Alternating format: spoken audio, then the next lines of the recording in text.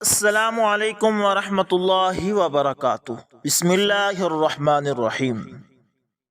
دوستو، خلفائے بنو عباس میں سے ایک خلیفہ نے اپنے زمانے کے بعض علماء سے یہ خواہش کی کہ آپ کچھ ایسے اہم اور مؤثر واقعات لکھ بھیجئے جنہیں آپ نے خود دیکھا ہو یا سنا یا پڑھا ہو۔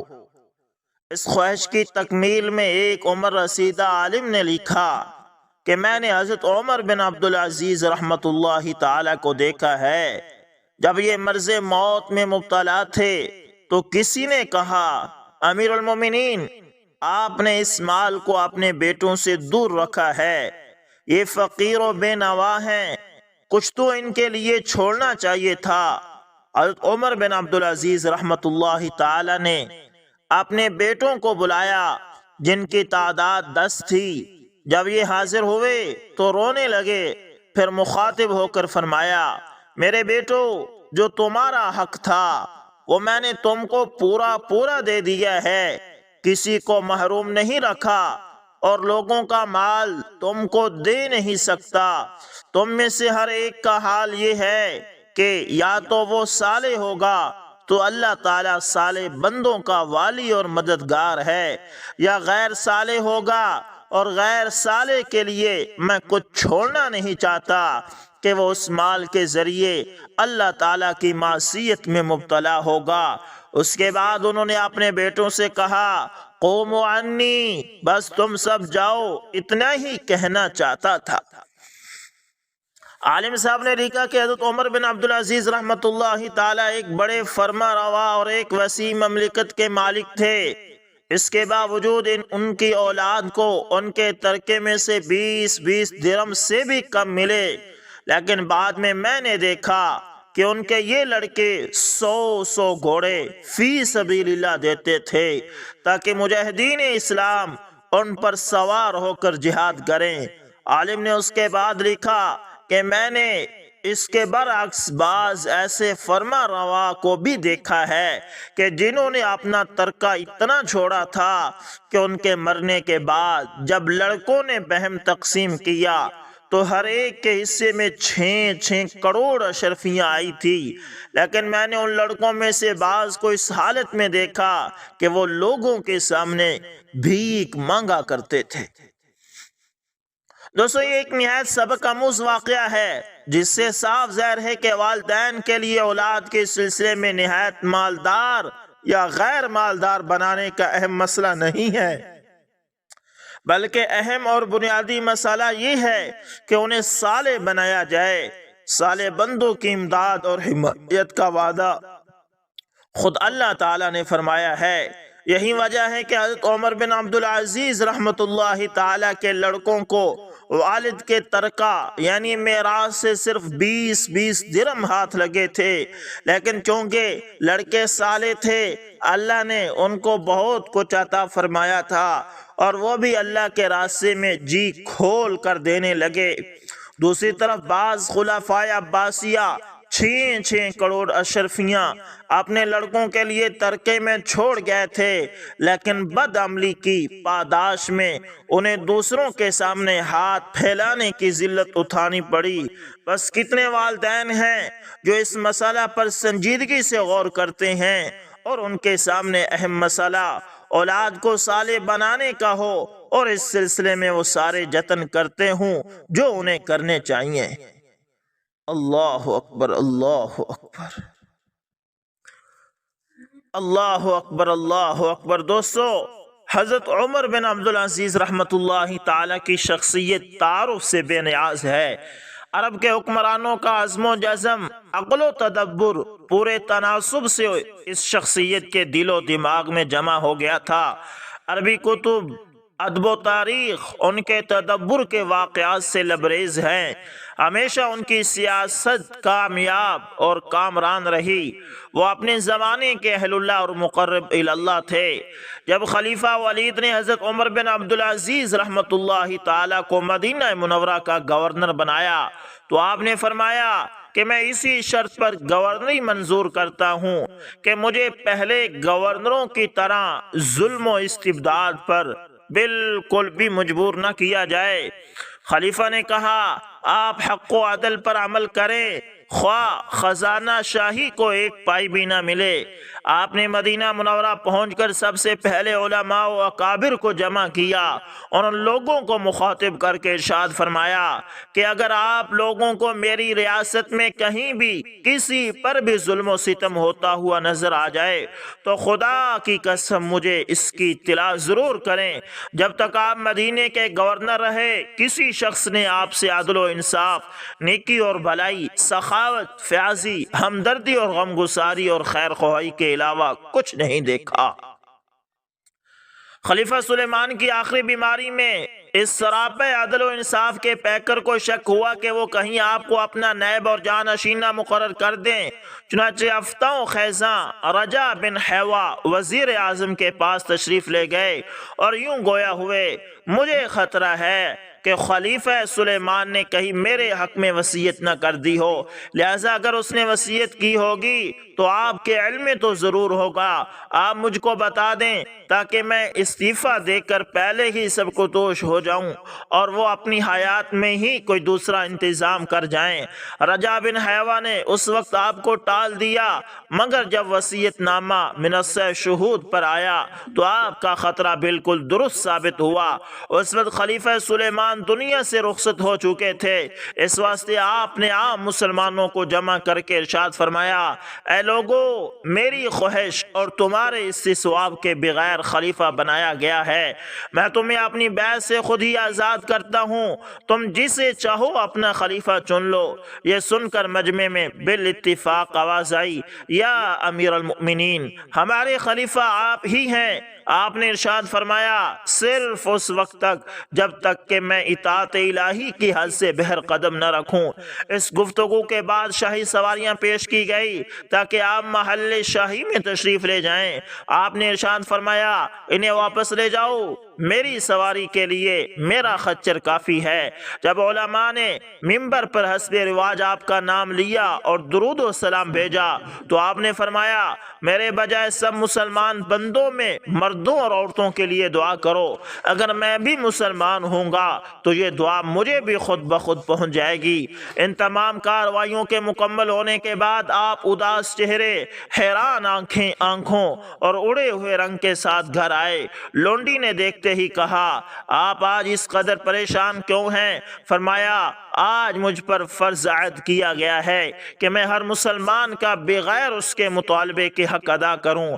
آج میں مشرق و مغرب کے ہر یتیم و مسکین اور ہر بیوہ اور مسافر کا جواب دہ بنا گیا ہوں، پھر مجھ سے زیادہ قابل رحم اور کون ہو سکتا ہے؟ پھر اپنی بیوی فاطمہ سے جو کہ خلیفہ عبد المالک کی نور نظر تھی ارشاد فرمایا اپنا وہ بیش قیمت جواہر جو تمہیں عبد المالک نے دیا تھا بیت المال میں داخل کر دو یا مجھ سے اپنا تعلق ختم کر لو۔ یہ سن کر با وفا زیر چشم بیوی اٹھیں اور اپنے جواہرات کو بیت المال میں بھیج دیا۔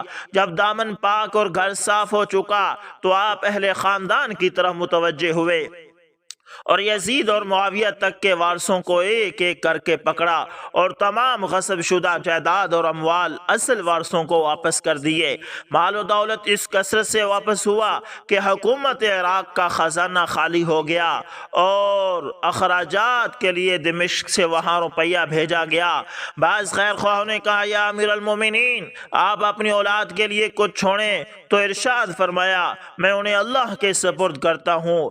حضرت عمر بن عبدالعزیز نے اپنے گھر والوں کے روزینے بند کر دیے۔ جب انہوں نے تقاضا کیا تو فرمایا میرے اپنے پاس کوئی مال نہیں اور بیت المال میں تمہارا حق بھی اسی قدر ہے جتنا کہ اس مسلمان کا جو سلطنت کے آخری کنارے پر آباد ہے، پھر میں تمہیں دوسرے مسلمانوں سے زیادہ کس طرح دے سکتا ہوں؟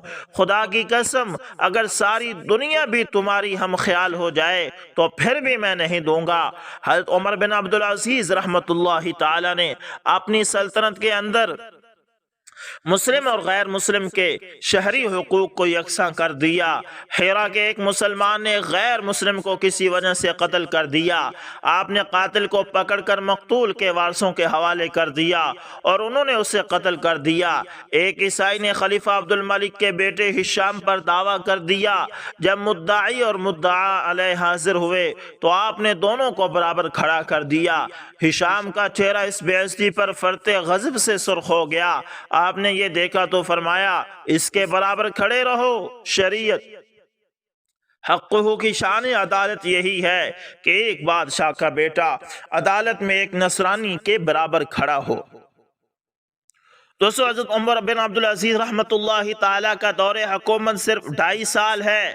اس مختصر اور قلیل مدت میں خلق خدا نے یوں محسوس کیا کہ زمین و آسمان کے درمیان عدل کا ترازو کھڑا ہو گیا ہے اور فطرت الہی خود آگے بڑھ کر انسانیت کو آزادی، محبت اور خوشحالی کا تاج پہنا رہی ہے۔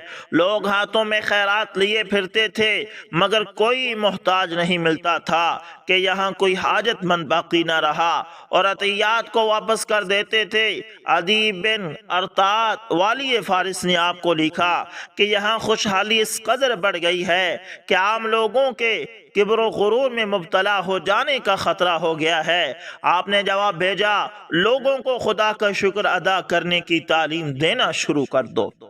ایک طرف لاکھوں اور کروڑوں لوگ امن و مسرت اور راحت و شادمانی کے شادیانے بجا رہے تھے تو دوسری طرف وہ وجود مقدس جس کی وجہ سے یہ سب کچھ ہوا تھا روز بروز لاغر و ضعیف و نزار ہوتا چلا جا رہا تھا۔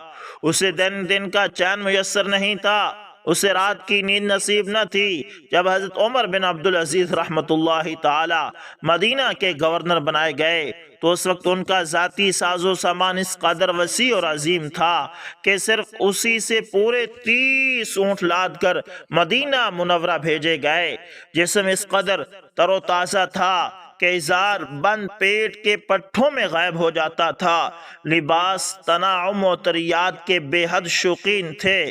نفاست پسندی کا یہ عالم تھا کہ جس کپڑے کو دوسرے لوگ آپ کے جسم پر ایک دفعہ دیکھ لیتے تھے دوبارہ نہیں دیکھتے تھے۔ خوشبو کے لیے مشک اور عنبر استعمال کرتے تھے۔ رجا بن حیوہ کا بیان ہے کہ ہماری سلطنت میں سب سے زیادہ خوش لباس، معطر اور خوش و خرم شخص حضرت عمر بن عبدالعزیز ہی تھے۔ آپ جس طرف سے گزر جاتے گلیاں اور بازار خوشبو میں نہا جاتے، لیکن جس دن خلیفہ اسلام بنائے گئے آپ نے ساری جاگیریں اصل مالکوں کو واپس کر دیں اور فرش، لباس، عطریات، ساز و سامان، محلات، لونڈی اور غلام اور سواریاں سب بیچ دیے اور قیمت بیت المال میں داخل کر دی۔ آپ کے پاس صرف ایک جوڑا رہتا تھا، جب وہ میلا ہوتا اسی کو دھو کر پہن لیتے۔ مرض الموت میں آپ کے سالے نے اپنی بہن فاطمہ یعنی حضرت عمر بن عبدالعزیز کی اہلیہ سے کہا، امیر المؤمنین کی قمیص بہت میلی ہو رہی ہے، لوگ بیمار پرسی کے لیے آتے ہیں، اسے بدل دو۔ حضرت عمر بن عبدالعزیز کی بیوی نے یہ سنا اور خاموش ہو گئی۔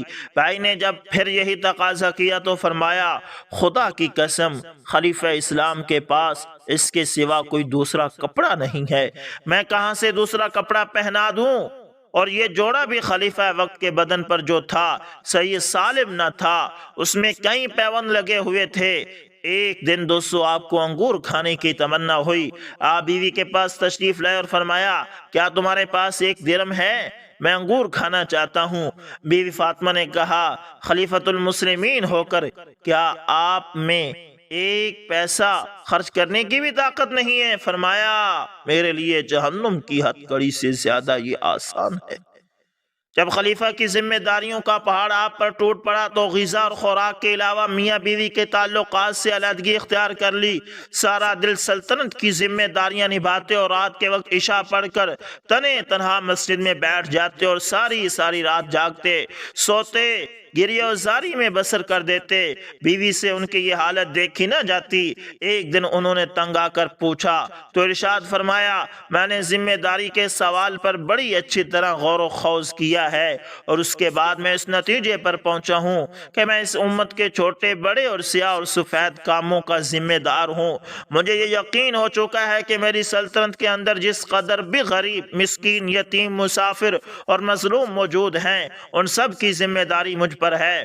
خدا تعالیٰ ان سب کے متعلق مجھ سے پوچھے گا۔ رسول اللہ صلی اللہ علیہ وسلم ان سب کے متعلق مجھ پر دعویٰ کریں گے۔ اگر میں خدا اور اس کے رسول صلی اللہ علیہ وسلم کے سامنے جواب نہ دے سکا تو میرا انجام کیا ہوگا؟ جب میں ان سب باتوں کو سوچتا ہوں تو میری طاقت گم ہو جاتی ہے، دل بیٹھ جاتا ہے، آنکھوں میں آنسو بے دریغ بہنے لگتے ہیں۔ 101 ہجری میں اموی خاندان کے بعض لوگوں نے آپ کے غلام کو 1000 ارشفی دے کر آپ کو زہر دلوا دیا۔ آپ کو اس کا علم ہوا تو غلام کو پاس بلایا، اس سے رشوت کی اشرفیاں لے کر بیت المال میں بھجوا دیا اور فرمایا، جاؤ میں تمہیں اللہ کے لیے معاف اور آزاد کرتا ہوں۔ پھر اپنے بیٹوں کو پاس بلایا، فرمایا، اے میرے بچوں، 2 باتوں میں سے ایک بات تمہارے باپ کے اختیار میں تھی۔ ایک یہ کہ تم دولت مند ہو جاؤ اور تمہارا باپ دوزخ میں جائے، دوسری یہ کہ تمہارا باپ جنت میں داخل ہو۔ میں نے آخری بات پسند کر لی، اب میں تمہیں صرف خدا ہی کے حوالے کرتا ہوں۔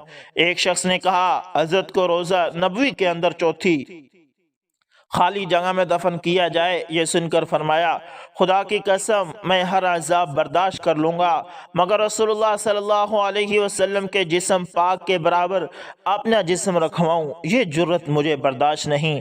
اس کے بعد آپ نے ایک عیسائی کو بلوایا اور اس سے اپنی قبر کی زمین خریدی۔ عیسائی نے کہا، میرے لیے یہ عزت کیا کم ہے کہ آپ کی ذات پاک میری زمین میں دفن ہو، میں اب عزت کی قیمت وصول نہیں کروں گا۔ فرمایا، یہ نہیں ہو سکتا۔ آپ نے اصرار کر کے قیمت اسی وقت ادا کر دی۔ پھر فرمایا، جب مجھے دفن کرو تو یہ رسول اللہ صلی اللہ علیہ وسلم کے ناخن اور منہ مبارک میرے کفن کے اندر رکھ دینا۔